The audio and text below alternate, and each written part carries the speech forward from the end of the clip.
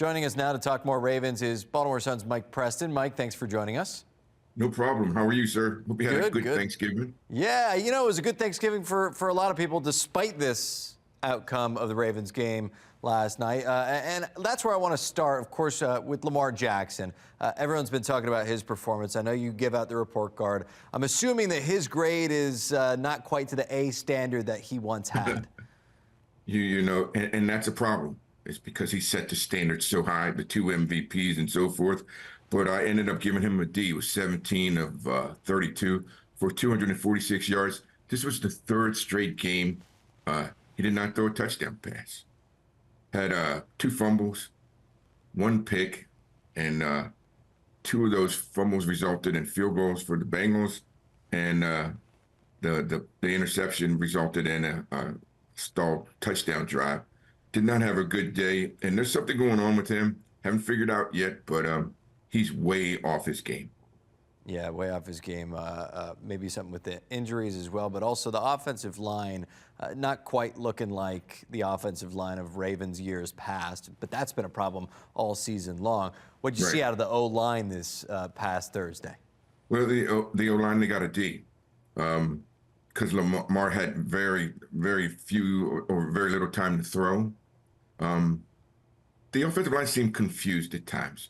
They ran a lot of stunts, a lot of blitzes up front, and I think either they missed blocks or he missed hot reads. I don't know which one is which because I don't know their slide protections, but apparently there were a lot of mix-ups. They got a D, but they did use some people. Emory Jones got in the game. I was a little surprised by that, especially since they said he wasn't going to play probably until next season. But he got in. The rookie started at left guard, or not started, but he played. But he got on the field. Didn't do badly, but wasn't dominant either. But running backs, I gave them a C minus, and it was not based on their performance. It was based on the lack of use by offensive coordinator Todd Monken. I mean, Derrick Henry comes out first possession, 28-yard touchdown, and then in the second quarter, he touches the ball 2 times.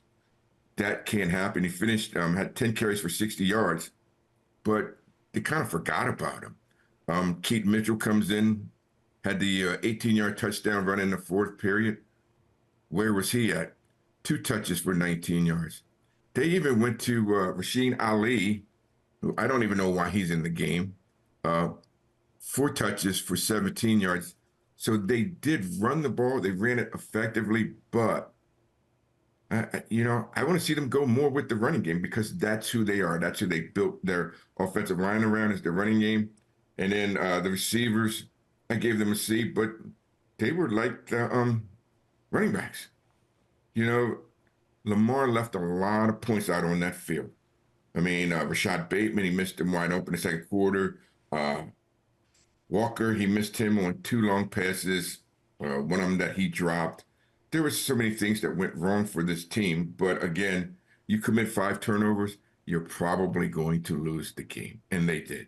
Yeah, that's pretty much the end of the point there. Is the 5-turnover game doesn't normally amount to a win. Doesn't matter what team you play on. Doesn't matter how many points you score. Well, the Ravens didn't score many points, but they also allowed a lot of points, Mike. And it didn't look like they were going to when the game started. The defense really holding their own, especially in the first half, forcing some field goals. And as the game progressed, as the offense continued to turn the ball over more and more, it seems like they just kind of got beaten down and worn down. But I did think, at least in the first half, the secondary really contained Jamar Chase very well. Let's start there. What do you think about the corners and safeties?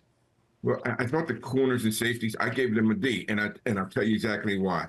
What they did was they got outcoached in this game. It was complete and very dominant, where you had Jamar Chase working on the outside, and what they did was they took Marlon Humphrey and forced him to play on the outside. That's not his strength.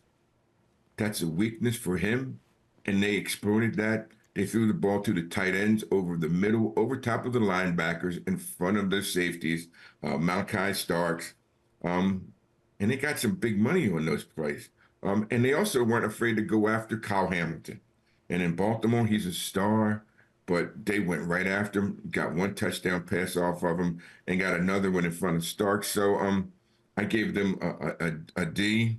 The defensive line, I thought they played reasonably well. Got some penetration up front with Travis Jones, but they just melted down. And I've seen that before in the AFC North, where if you don't have an offense, your defense is out there for so long.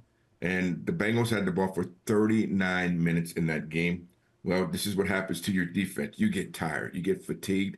They just kind of wore down in the second half of that game. So they got to see. Even the linebackers couldn't help them. I thought Roquan Smith and Teddy Buchanan, the rookie, played decent games, but not exceptionally strong. And you saw the Bengals take advantage of them on the outside, one-on-ones in the flats, and in pass coverage. So I gave them a C minus. Special teams, Jordan Stout. I mean, he's become the MVP in the last two games. I mean, he's the guy who's hitting these home runs. But Wester, the rookie, LeJohntay Wester, this guy still can't decide when he wants to return punts or to fair catch. And those times when he's indecisive hurts this team, hurts field position. So they get a C. And then the coaching staff completely outcoached in every phase of the game. Todd Monken, the offense coordinator, run the football. That's the way this team was built. Stick with the run. Derrick Henry, get after it. Keep Mitchell, put him in the game. You almost forgot about him again for the second straight week.